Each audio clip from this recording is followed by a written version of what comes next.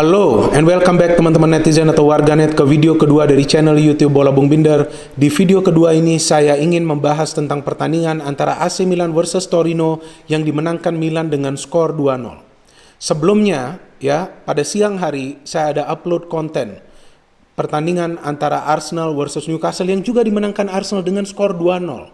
Ya, jadi hari ini saya membuat dua konten tentang dua pertandingan yang dimenangkan oleh tuan rumah dengan skor yang sama 2-0. Arsenal menang 2-0, AC Milan menang 2-0 ya. Bedanya Arsenal menang dalam waktu extra time. But it's okay, they still win 2-0. Arsenal lagi bangkit loh. Ya, tapi kan saya sudah bahas tentang Arsenal di konten sebelumnya. Sekarang saya ingin bahas tentang AC Milan. AC Milan cepat bangkit setelah mereka kalah telak lawan Juventus dengan skor 1-3 di game sebelumnya. AC Milan masih merupakan pimpinan klasmen sementara Serie A. Poinnya juga masih beda jauh dengan Inter dengan selisih 4 poin. Ya, karena Inter kan belum main. Inter rencananya akan main hari ini lawan Roma. Ya, kita lihat apa hasil akhirnya. Apakah Roma menang atau Inter menang? Ya, tetap pressure akan intens kepada AC Milan. Karena Juventus juga sudah mulai menang kan. Sebelumnya Juve menang, tadi saya sudah jelaskan lawan AC Milan. Kemudian Atalanta juga sekarang sedang bangkit. Jadi Milan under pressure. Tekanannya semakin intens ke AC Milan, semakin gencar, semakin keras lah istilahnya. Jadi Milan harus bisa perform dalam setiap game dan harus bisa mengoleksi poin. Ya, kalau bisa meraih kemenangan. Nah, di game lawan Torino ini, lagi-lagi Milan kehilangan banyak pemain. Seperti di game lawan Juventus, Milan kehilangan banyak pemain, tapi Milan masih bisa memberikan tekanan ke Juventus secara permainan. Milan masih bisa menciptakan beberapa peluang berbahaya. The problem is dari defense-nya Milan. Pada saat para pemain terutama yang fullback keluar maju, ya seringkali posisi mereka ini dimanfaatkan oleh para pemain tim lawan. Dan juga kita tahu bahwa power of fullback AC Milan ini lebih bernaluri menyerang. Itu yang membuat center back mereka juga sulit untuk menahan gempuran dari para pemain tim lawan. Apalagi Romagnoli ya kita tahulah, ya masih belum konsisten penampilannya. Walaupun dia sudah mencetak gol loh di Serie A ya. Jadi sekarang di pertandingan lawan Torino tentu ini adalah pertandingan yang perlu dimenangkan AC Milan dan masih mereka kehilangan banyak pemain.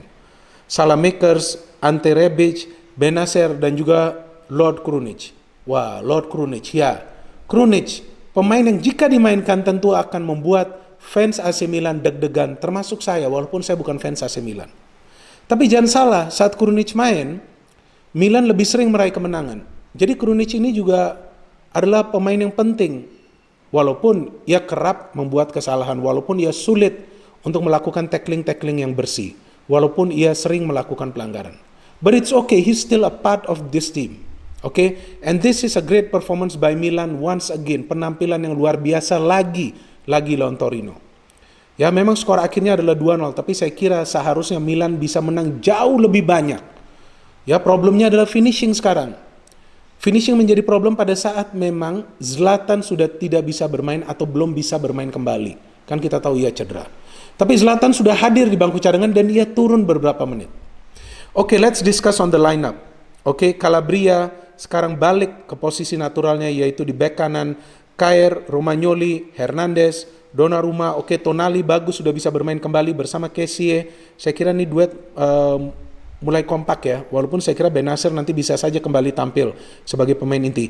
Castillejo, Brahim Diaz, Jens Peter Hauge, rotasi besar nih di gelandang serang ya, dimana kita tahu Calhanoglu tidak dimainkan dari awal. Leao di lini depan, Leao tidak mengecewakan selama Zlatan absen, sudah mencetak 5 gol, bisa juga memberikan assist, ia memberikan assist di game lawan Juventus ke siapa? Ke Calabria. Ya, saya kira salah satu kehebatan dari Milan bahwa yang bisa mencetak gol ini bukan hanya striker.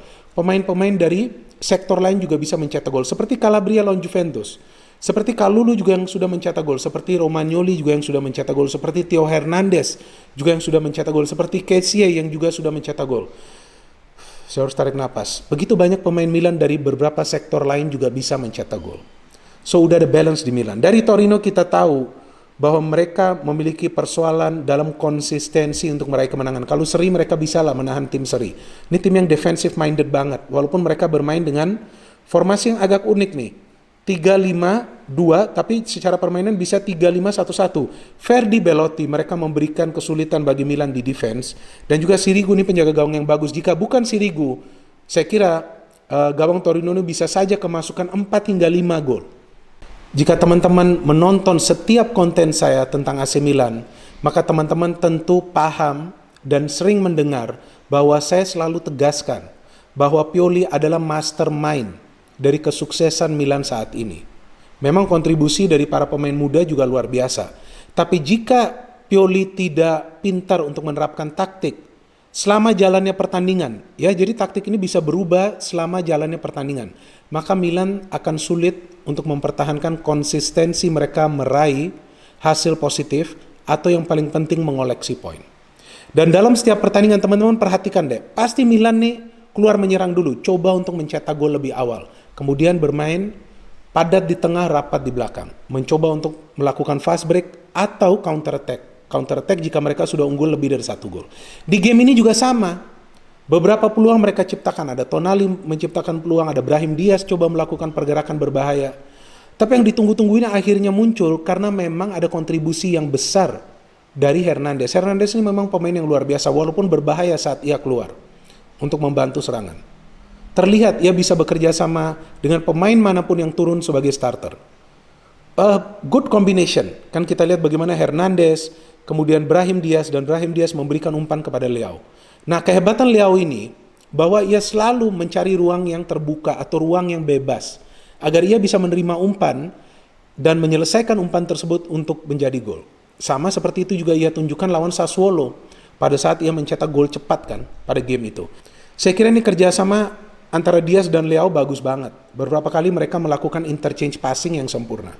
Dan Diaz ini juga saya kira pantas ya diberikan peluang untuk terus tampil lah bagi AC Milan. Kan kita lihat berkat kecerdikannya melakukan gerakan individu di dalam kotak penalti pertahanan Torino dan akhirnya ia dilanggar oleh Belotti. Nah, Belotti juga sebetulnya kakinya menyentuh bola tapi terlebih dahulu juga terkena kaki dari Brahim Diaz, yaitu menghalangi pergerakan dari Diaz. Kessie, lagi-lagi Kessie bisa mencetak gol dari titik penalti. Luar biasa pemain ini.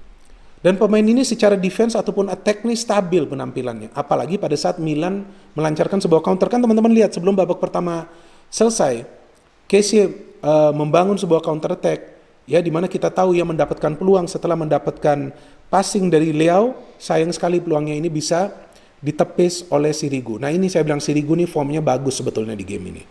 Tapi sulit juga akan menahan terus-menerus gempuran dari Milan, bukan gamparan ya, gempuran. Nah, tapi Torino juga berusaha agar para pemain Milan ini membuat kesalahan. Dan Romagnoli ini yang saya khawatirkan ini sering melakukan pelanggaran yang tidak perlu. Kan kita lihat ia melakukan pelanggaran ke Verdi. Padahal posisi Verdi masih jauh. Dan kemudian ada free kick yang diambil oleh Rodriguez yang kena mistar gawang. Nah ini bahaya jika pelanggaran ini sering dilakukan. Memberikan peluang bagi tim lawan untuk menciptakan peluang dan mencetak gol dari set piece. But Milan never give up. Terus mereka mencoba memberikan pressure ke Torino. Tapi sulit juga. Ya pada saat di depan nih target man-nya tidak selalu mendapatkan ruang bebas. Memang Leao juga terus berusaha untuk mendapatkan ruang bebas. Tonali saya kira luar biasa main di game ini. Ya, dan bagus juga tuh ada VAR check and recheck. Kan Tonali jelas tidak melakukan pelanggaran. Siapa itu yang coba menendang? Verdi ya. Verdi coba menendang terkena kaki Tonali. Wasit sebetulnya sudah memberikan penalti. Baguslah ada VAR check and recheck. Jadi VAR ini ada sisi positifnya juga. Karena jelaslah Tonali tidak melanggar Verdi. Dan Torino mendapatkan satu peluang, hanya satu peluang yang berbahaya dari set piece. Yes, from open play they cannot create chances. Why? Because Kessie dan Tonali permainannya luar biasa disiplin. Mereka tidak keluar dari zona mereka kecuali memang mereka melakukan sebuah counter attack. Dan Tonali good tackler of the ball. Saya kira ia adalah kombinasi dari Pirlo dan juga Gattuso. Ketika para pemain di setiap sektor ini bisa berfungsi secara baik, itu yang akan membuat tim bermain efisien dan efektif seperti yang Milan lakukan di game ini.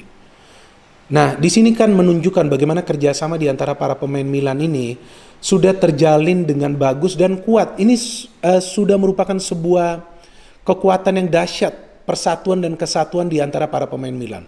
Dan momen yang kita tunggu-tunggu, Zlatan masuk sebagai pemain pengganti. Ya wajar lah, ya susah mencetak gol, hanya beberapa menit kan ya masuk, tapi at least Zlatan is back. Dan tentu fans AC Milan berharap bahwa ia bisa main di pertandingan selanjutnya. Milan saya kira butuh Zlatan bukan hanya untuk mencetak gol, tapi untuk memberikan lagi ya dorongan, motivasi, dorongan determinasi. Dan kengototan Zlatan ini menyulitkan para pemain tim lawan. dia turun saja mungkin para pemain tim lawan sudah jengkel, apalagi yang akan ia lakukan. Seringkali juga ia melakukan cywar kan, sebelum pertandingan atau juga selama pertandingan, gerakan-gerakan yang ya menyulitkan para pemain tim lawan lah, apalagi pergerakan tanpa bola, belum lagi asisnya, ya bisa banyak memberikan asis. Jadi saya kira kemenangan ini sangat penting bagi AC Milan karena juga mengembalikan keyakinan dan kepercayaan diri para pemain. Jadi kedisiplinan, kesatuan, persatuan, kolektivitas, ya ini semua sudah ada di Milan. Sekarang tinggal bagaimana mereka menghindari para pemain lain ini tidak cedera. Karena sulit juga jika terus-menerus ya para pemain Milan ini cedera. Sekarang momennya ini sudah lebih penting lagi. Jika Milan kalah lagi, nah ini tentu akan memberikan peluang bagi tim lain seperti Roma, Inter, dan saya kira Juve. Ya Juve juga sekarang kan sudah menang tuh 2 kali berturut-turut. Menangnya juga telak kan.